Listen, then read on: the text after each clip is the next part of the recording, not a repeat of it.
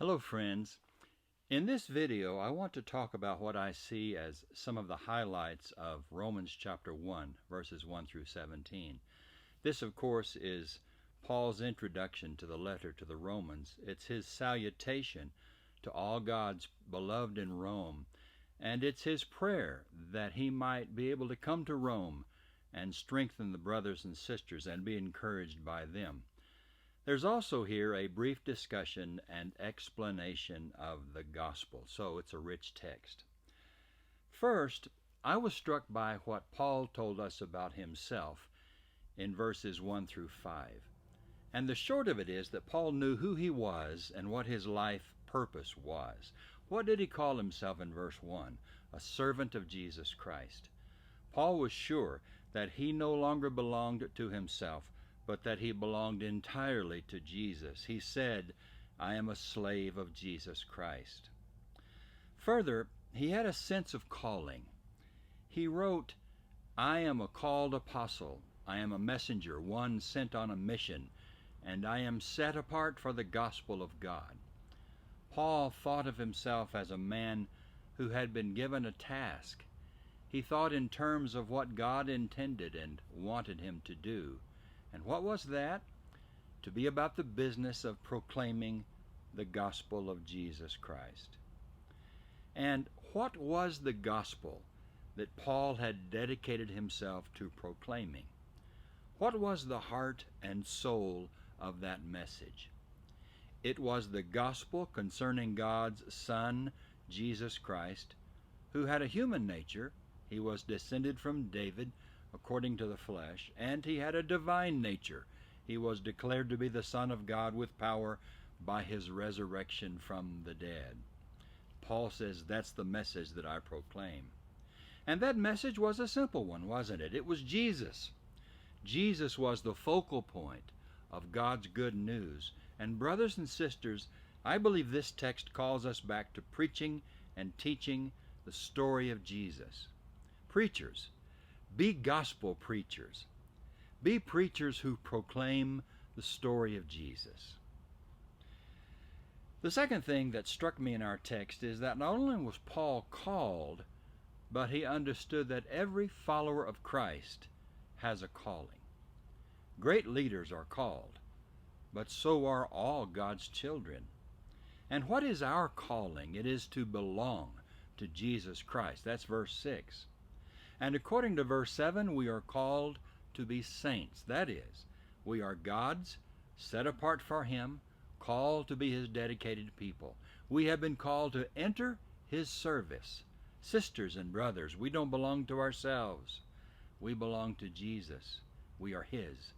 And our calling is to serve His mission in the world. Do you feel a sense of calling? I hope you do.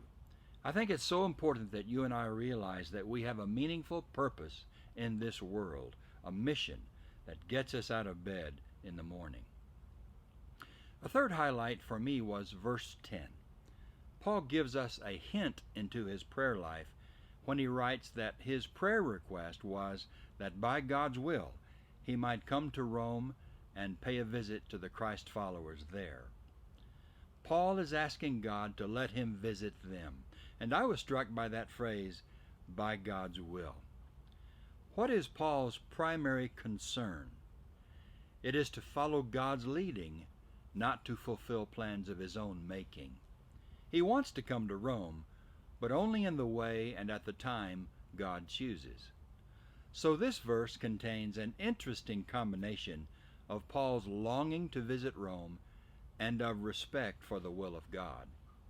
Paul has his desires, but he knows that his movements were subject to God's will, and this should remind us all that we should not leave God out of our plans and purposes, which sounds a lot like James chapter 4, doesn't it?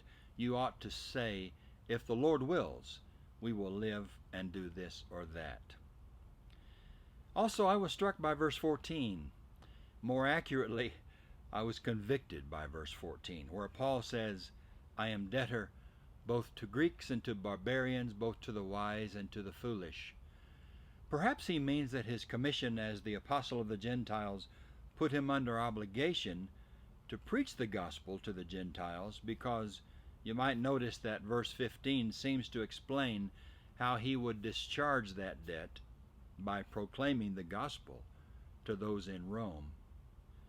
On the other hand, I suspect that Paul feels that he owes a debt to others because he himself had been so blessed by God. Jesus had redeemed him, saved him, made him an heir of heaven, and thus God had brought him under obligation to do all he could to carry the same blessings to others. You can see why I was convicted by that passage, because here's my question. Was Paul under any obligation that the rest of us are not under? Are we not in debt the same as he? Are not all Christians under the same obligation? Don't we owe it to our friends and family and neighbors to pass the gospel on to them? I think so. And what have we done? What are we doing to pay that debt? I think I need to pay attention to what Paul says here and apply it to my own life. What about you?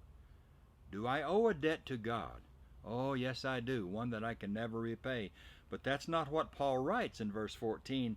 He says that we owe a debt to people, surely to help them find the salvation in Christ that we ourselves have been so blessed to find. And finally, I want to say a word about verses 16 and 17. In verse 14, Paul writes that he is a debtor. In verse 15, he writes that this explains why he is eager to preach the gospel in Rome, so that he can discharge that debt. Then in verse 16, he explains why he is eager to preach the gospel, because he is not ashamed of it. And why is he unashamed of the gospel? Because he understands its power to save. And why does it have power to save? Well, that's verse 17, because in it, in the gospel, the righteousness of God is revealed. Now, we could understand that phrase, the righteousness of God, as a quality or attribute of God.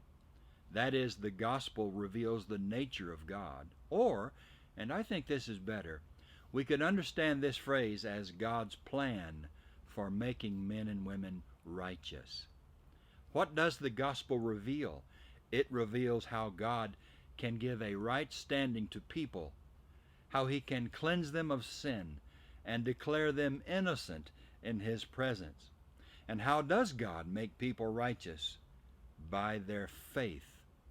Romans will certainly have more to say about God's plan for making men and women righteous by faith, but for now, let's just try to immerse ourselves in the beauty and power of these particular verses. I am a debtor. I am eager to proclaim the gospel. I am unashamed of the gospel of Jesus. The message of Jesus has power to save. And how can that be? Because the gospel reveals God's plan for bringing his children home to him. Now, what should we be about? You guessed it. Telling others of what God has done for us. Telling others about Jesus and the good news of salvation that is found in him. Now, be blessed and go on about your day.